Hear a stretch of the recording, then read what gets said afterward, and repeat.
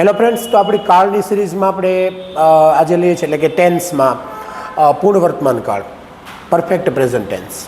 પૂર્ણ વર્તમાન કાળ એટલે કે જે નજીકના જ સમયમાં, નજીકના ભૂતકાળમાં જ ક્રિયા પૂરી થઈ ગઈ છે એવું દર્શાવવા માટે, ખાસ કરીને એમની અસર હજી શરૂ હોય એવા સંદર્ભમાં આપણે રૂટીન લાઈફમાં કહેતા હોય છે કે માનો કે તમે પુસ્તકો ખરીદ્યા છે, તેણીનું હોમવર્ક પૂરું કર્યું છે, તેના પિતા શાકભાજી લાવ્યા છે, અમે હમણાં જ તેઓને મળ્યા છીએ.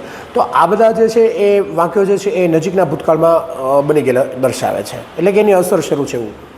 તો આનું ફોર્મેટ જોઈએ તો આઈ વી યુ તે બહુવચન જે આપણે જે છે એમની સાથે હેવ, નકારમાં હેવ નોટ અથવા હેવન્ટ થશે. એક વચન હી શીટમાં હેઝ નોટ હેઝન્ટ થશે. નવી વાત ખાસ એ કે આમાં જે છે એ આપણે ભૂતકૃદંત એટલે કે ક્રિયાપદનું V3નું રૂપ યુઝ કરીશું. અને જસ્ટ નાવ, યેટ, સિન્સ, ઓલરેડી આ વર્ષથી જે છે એ ખાસ કાળ વધારે ક્લિયર થશે.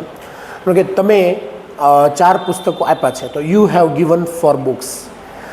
તેણીએ 5 પેન્સિલો લીધી છે. She has taken 5 pencils. મારા મિત્રે ખૂબ જ પૈસા ખર્ચ્યા છે. My friend has spent a lot of money. તેઓએ હમણાં જ અમારું ઘર શણગાર્યું છે. They have just now decorated our home. તેણે ક્યારનું તેના માટે ભોજન બનાવ્યું છે. She has already made meal for him. તો આ રીતનું જે છે એનાથી ટેન્સ જે છે વધારે ખાસ ક્લિયર થશે.